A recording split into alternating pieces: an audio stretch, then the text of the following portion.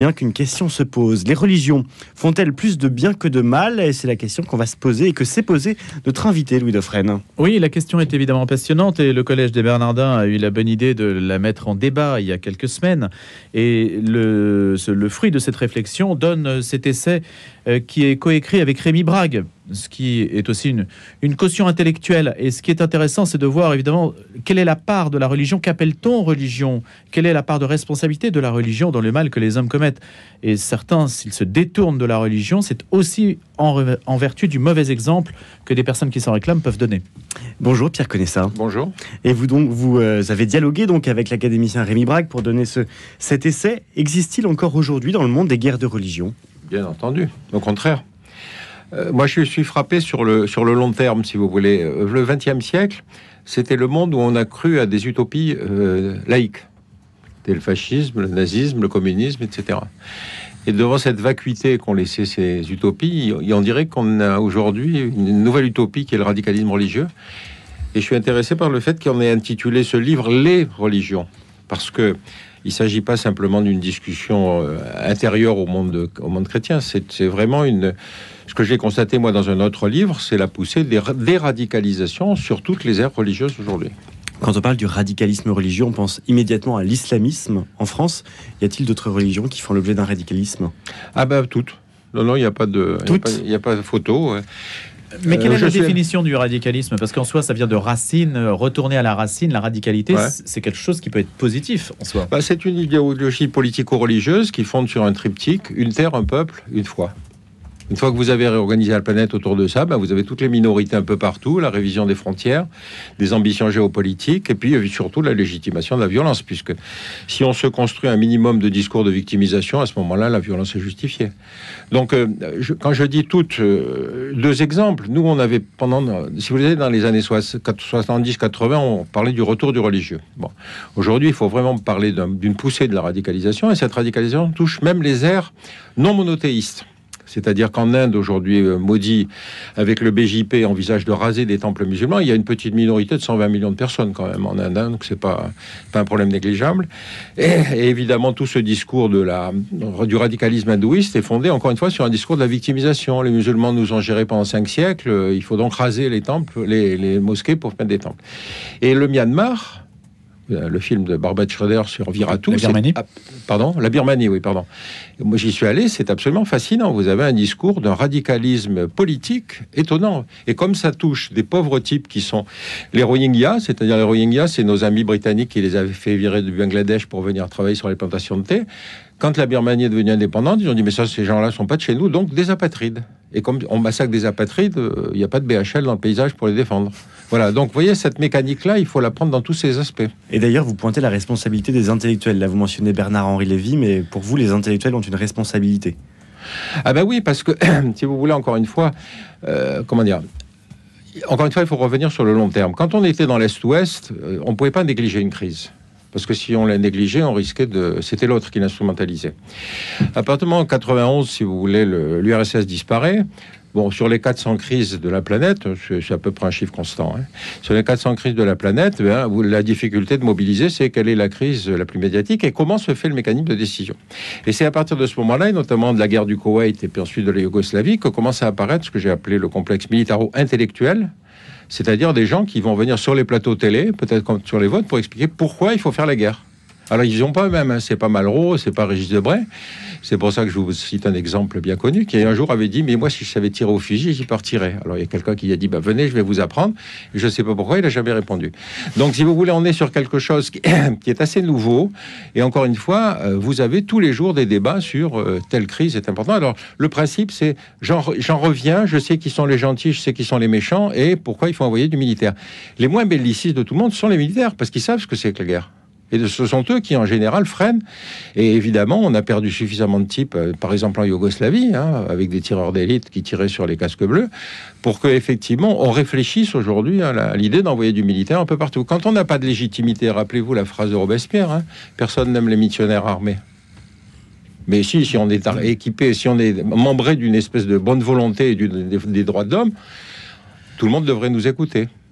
Ça ne marche pas comme ça. Et Dieu dans tout ça, parce que vous parlez de radicalisme religieux, mais la religion, elle puise sa source en Dieu. Vous savez, la religion, c'est les religions, d'abord. Il faut commencer par ça. Et encore une fois, chacune des religions... Ce qui caractérise, par exemple, ces radicalismes, c'est que ce sont des pratiques religieuses sans hiérarchie. C'est-à-dire, ce sont des pratiques religieuses où un individu va dire tout à coup, j'ai eu le contact direct avec Dieu, et il m'a dit que... Et si cet homme a suffisamment de capacités propagandistes, si vous voulez, il est capable de mobiliser. Vous avez, j'ai entendu dans l'émission précédente qu'on citait l'exemple du patriarche de Moscou, mais on a plein d'exemples, si vous voulez, de gens qui à chaque fois ont expliqué une géopolitique qui était la géopolitique qui leur a été confiée par Dieu. Alors regardez, si vous regardez l'Ancien Testament, quand on promet à Israël d'un fleuve à l'autre, quel fleuve vous prenez? Vous prenez du Nil à l'Euphrate ou vous prenez du Litanie au Jourdain? Vous voyez bien que la géopolitique religieuse est une géopolitique très aléatoire. Et vous avez bien, chez les radicalistes musulmans, l'idée que l'Andalousie était théoriquement une terre musulmane. Donc vous voyez, il y a toute une géographie mémorielle qui est fondée à la fois sur le passé et sur un principe de mandat divin. Et Pierre Connessin, les polythéistes ou les polythéismes sont-ils plus à l'abri de la violence religieuse que les monothéismes? Non, c'est ça qui m'a frappé justement, et on le constate politiquement. Encore une fois, si je vous cite ces deux exemples que sont le bouddhisme et l'hindouisme, parce qu'on pense que ce sont des religions qui sont plus philosophiques, si vous voulez, que théistes, et pas du tout. En Inde, encore une fois, le discours de l'arrivée au pouvoir du BJP est fondé sur l'idée qu'il y a 5 siècles d'occupation musulmane qui ont porté atteinte à beaucoup de choses, et effectivement d'ailleurs. On pense que d'ailleurs, pendant les 5 siècles d'occupation musulmane, la population est descendue d'à peu près 200 millions de personnes. Donc il y a peut-être une espèce de victimisation qui n'est pas totalement infondée. Mais quand vous le prenez sur le cas de la Birmanie, vous avez là effectivement un exemple. Alors la colonisation britannique est directement responsable de cette mixion de population qui n'avait rien à voir, mais les pauvres Rohingyas sont des gens totalement démunis. Et quand ils sont expulsés par les bouddhistes, encore une fois, tout le monde, le bouddhisme de Birmanie, c'est pas Mathieu Ricard et le Dalai Lama. C'est Viratu. Et Viratu, il pousse les types dans le delta du Bengale, c'est-à-dire que les pauvres types sont dans des zones inondables et personne ne s'occupe d'eux. Le Cambodge de Pol Pot était bouddhiste, aussi. Ah oui, absolument. Mais lui, c'était pas une dimension religieuse, c'était vraiment la dimension laïque que je vous évoquais tout à l'heure. Là, pour l'extermination, elle n'avait pas de base religieuse. Mais il peut y avoir des sociétés bouddhistes que nous, on perçoit comme pacifistes, qui engendrent des génocides. Tout à fait, oui, absolument. Non, c'est malheureusement l'actualité, quoi. Est-ce qu'il y a des religions plus que d'autres qui engendrent un radicalisme ou de la violence? Dans ce livre, Pierre Connessin, vous dites que Jésus par nature est un non-violent, quand Mahomet, lui, a été un chef de guerre. C'est vrai que malheureusement, c'est un constat, je veux dire. Jésus, effectivement, était un...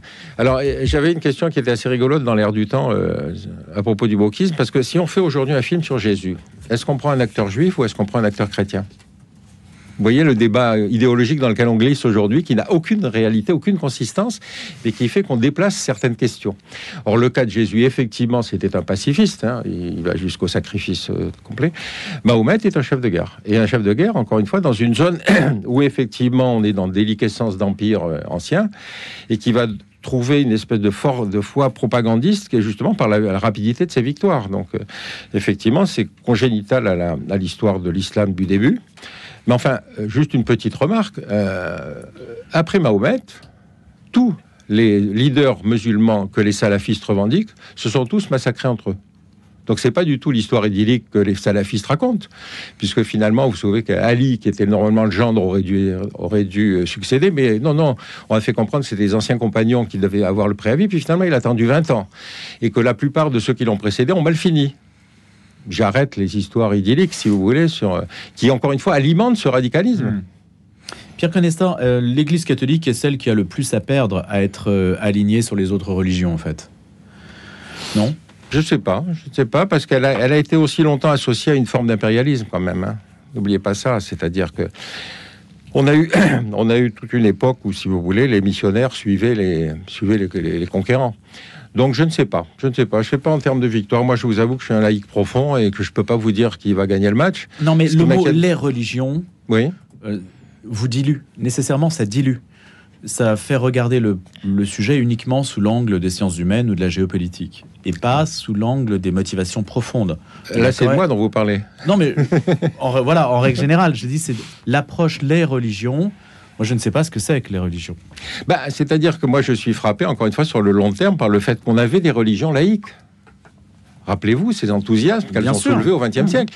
Et donc, il y a bien un besoin de foi et d'espèce de, d'ambition suprahumaine, si vous voulez, dans l'idée qu'on va tout à coup trouver la solution à tous les problèmes de l'humanité. Alors, est-ce que c'est dans la religion? C'est l'air du temps. Qu'est-ce qui va se passer demain? Je n'en sais rien. Mais on n'a pas terminé avec la guerre de religion. Il a fallu que les idéologies laïques expirent complètement, qu'on se massacre. Rappelez-vous que la Deuxième Guerre, ça fait quand même 50 millions de morts. Et donc, Est-ce qu'on peut dire qu'il y a des religions qui asservissent et d'autres qui libèrent? toutes libèrent et toutes interdisent.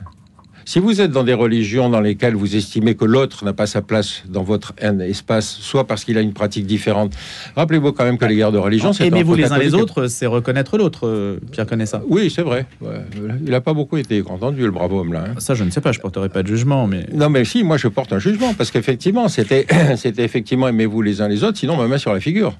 Oui, mais pour autant, aujourd'hui, je pense, je prends l'exemple de Gaza, le pape François, il en est sans doute à son 12 560e appel à la paix. Il y a des appels incessants à la paix. vous les avez comptés? Non, il vous Pas avez raison. exactement, mais on ne doit pas être loin. Le patriarche latin, on parlait du patriarche latin de Jérusalem, Monseigneur Chomali, qu'on entendra dans quelques minutes sur notre antenne, qui lui aussi prône la paix. Il y a quand même aujourd'hui des religieux très influents qui prônent envers et contre tout la paix. Tout à fait, c'est vrai. Le problème, c'est qu'aujourd'hui, le radicalisme, il est juif. C'est-à-dire qu'on est dans une situation, c'est Chalian qui dit une phrase que je trouve très juste, il dit « La capacité des anciennes victimes à devenir des bourreaux laisse bien augurer de l'avenir de l'espèce ». Parce qu'on est dans cette situation où ce sont des anciennes victimes qui, au titre de leur histoire passée, vont massacrer des gens qui n'ont rien à voir avec leur histoire, avec leur propre massacre, en expliquant que cette terre leur a été donnée par Dieu, que, etc., etc. Donc il y a bien un massacre qui est aujourd'hui le fait d'anciennes victimes. Pourtant, c'est un discours qu'on entend assez peu sur le conflit entre Israël et Hamas, le fait que ce soit un conflit religieux. Ah bah écoutez, je suis désolé, mais le Hamas, on peut pas dire que ce soit pas un parti religieux. Et la majorité de Netanyahou est très profondément appuyée sur le radicalisme religieux juif, qui encore une fois a fait plusieurs déclarations avec des volontés d'annexion géopolitique, etc. Donc, Même si le sionisme était... pardon. Le sionisme était une forme de distance par rapport à la religion. C'était pas du tout un, oui, mais un vous parti savez que- religieux en tant que tel. Vous savez qu'il y a eu plusieurs projets géopolitiques du sionisme. Il y a eu même eu un projet en Ouganda. Vous vous souvenez? Et puis quand les Allemands ont envahi la France, ils ont pensé qu'on pouvait les expatrier à Madagascar. Finalement, l'impact, si vous voulez, sur la Palestine est effectivement assez tardive et elle va se concrétiser à cause de notre propre responsabilité dans le massacre. On est dans une époque coloniale, donc c'est pas grave, on va tailler un petit morceau de territoire et puis on va faire un État juif. Donc le sionisme est effectivement la concrétisation d'une espèce de géographie mémorielle en disant mes ancêtres étaient là il y a 2500 ans, donc prenez vos affaires et partez. Et c'est quand même ça qui est aujourd'hui le phénomène qu'on n'arrive pas à digérer. Et il y en a d'autres, hein, je peux vous en citer, de géographie mémorielle, où si on faisait effectivement la carte il y a 2500 ans, il y aurait beaucoup de migrants. Pierre Conessa, vous dites que la religion a une double fonction, donner un sens à la vie et donner un sens à cette vie. Se pose donc la question du paradis. Pour comprendre le radicalisme, il faut comprendre la vision du paradis, la conception du paradis. Écoutez, moi, mon premier livre, le premier que j'ai fait, c'était une interrogation parce que je me disais depuis le temps que les hommes se tapent sur la figure pour expliquer qu'ils ont la vision exacte du paradis, il faut arriver à la conclusion qu'il y a plusieurs paradis, puisque finalement, aucun n'a triomphé. Alors, j'ai fait une espèce de comparaison en marketing, c'est-à-dire quel est le paradis qui vous offre les meilleurs services par rapport à votre foi, vos besoins, etc. Donc, j'ai fait une comparaison. Et alors? De façon, écoutez, non, moi, je suis comme un commercial, si vous voulez. Je ne vends pas un paradis, je propose, si vous voulez, des services. Et donc, voyez bien qu'entre le paradis musulman, où quand même on vous promet un certain nombre de femmes perpétuellement vierges, hein, quand même, pas n'importe quoi, c'est pas de la seconde main. Et puis ensuite, où vous êtes, par contre, dans le paradis bouddhiste totalement dénué de toute envie, vous avez bien des offres de paradis qui sont assez différentes. Bon, moi, je ne vais pas vous dire mon choix, mais enfin... Bah si, justement. Ben si, non, mais vous voyez bien, je ne me suis pas converti à l'islam, mais c'est évident que c'est là qu'on va passer le plus de temps. Donc il vaudrait mieux réfléchir avant de partir, quoi. C'est-à-dire que pour vous, le radicalisme et le degré de radicalisme, il va de pair avec le degré d'attirance du paradis que propose telle ou telle religion. Oui, ça joue en partie, mais c'est surtout dans l'incapacité d'une société à offrir à certains de ces jeunes quelque chose qui soit palpable, si vous voulez. Tout à coup, cette offre que va être, par exemple, la conversion à l'islam, c'est tout à coup, vous regardez chez beaucoup des terroristes, l'impression que tout à coup, en changeant de nom, ils vont changer de vie, ils vont changer d'objectif, ils vont changer de nature, etc., etc. Donc, il y a quelque chose qui est pas lié au paradis, qui est vraiment lié, malheureusement, à la situation sur Terre. Hein. Est-ce que vous diriez, Pierre Conessa, que l'islam attire des personnes On ne sait pas pourquoi d'ailleurs, ça attire des personnes qui peuvent être déséquilibrées. Pourquoi est-ce que ça s'inscrit dans ce cadre-là? C'est vrai que c'est une question que je me suis posée, c'est-à-dire que la foi propagandiste de l'islam est aujourd'hui, en tout cas dans nos sociétés, beaucoup plus convaincante. C'est-à-dire pourquoi des jeunes trouvent-ils dans l'islam quelque chose qui semble être une réponse à leur malaise. Donc il faut remonter à leur propre malaise. Est-ce que ça tient au fait du chômage, c'est l'espèce de hiérarchie sociale dans laquelle ils se sentent exclus, etc. Je n'en sais rien. Mais c'est vrai que, encore une fois, on est le même processus que pour les utopies laïques. C'est-à-dire, tout à coup, on croit qu'il y a quelque chose, on a enfin trouvé une solution, une réponse à tout. Rappelez-vous, il y a une fierté, il y a un élément de fierté. Oui, absolument. C'est lié à la conversion. C'est-à-dire, tout à coup, la conversion, en offrant, semble-t-il, une solution, ils vont d'eux-mêmes devenir propagandistes. Et vous le voyez avec les changements de nom. Ils s'appellent tout Sous, Abou, Omar, etc., parce qu'ils veulent se montrer qu'ils sont descendants d'eux. Bon, c'est pas très convaincant. En tout cas, la laïcité à laquelle vous vous référez, Pierre Conessa, a du mal à rivaliser avec ce type de logiciel. Je crois qu'il y a beaucoup de gens qui n'ont pas compris ce que c'est que la laïcité. Même les Américains ne la comprennent pas. C'est une société profondément religieuse, la société américaine.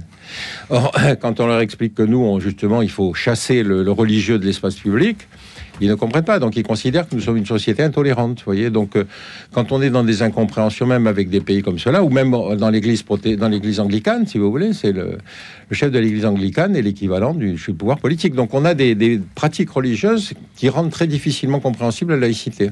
Il faut la défendre. Hein. Merci beaucoup Pierre Conessa. Les religions font-elles plus de bien que de mal? C'est donc un dialogue que vous avez eu au Bernardin avec Rémi Brague, académicien.